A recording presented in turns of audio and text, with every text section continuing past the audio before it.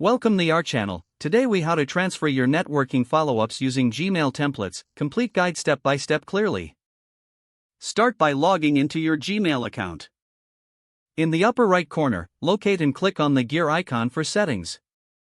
From the drop-down menu, select See All Settings. Navigate to the Templates tab within the Settings menu.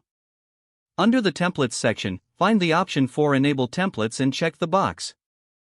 Scroll down and click Save Changes at the bottom of the page. Now, return to your Gmail inbox. Click the Compose button to create a new email. In the new email window, write the follow-up message you want to save as a template. Once your email is composed, click the three dots in the lower right corner of the email window. From the drop-down menu, hover over Templates. Choose Save Draft as Template and then select Save as New Template. Name your template for easy identification in the future. To use your template, click Compose again to create a new email. Click the three dots in the lower right corner once more. Hover over Templates, and you will see your saved template listed. Click on the template to insert it into your email. Customize the message as needed for your specific follow-up. Remember to fill in the recipient's email address and any other details. Once you're satisfied with your message, click Send. You can repeat this process to create multiple templates for To manage your templates later, go back to the same drop-down under Templates.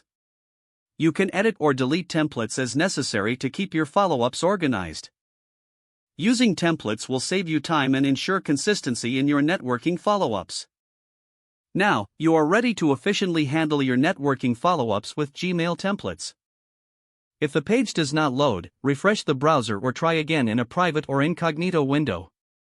Make sure you are using the correct email address, then retype it carefully to avoid small typos. If your password is not accepted, use the reset option and create a new strong password you can remember.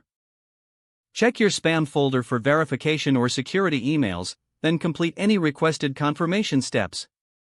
Enable two-factor authentication if available to improve account security and reduce unauthorized access risk. After signing in, review your profile details so your contact information and settings are accurate and current. If you see an error message, note it down and try again after restarting your device and internet connection. Log out when you finish, especially on shared devices, to keep your account and payment information secure. Don't forget to like this video and subscribe to our channel for more step-by-step tech guides.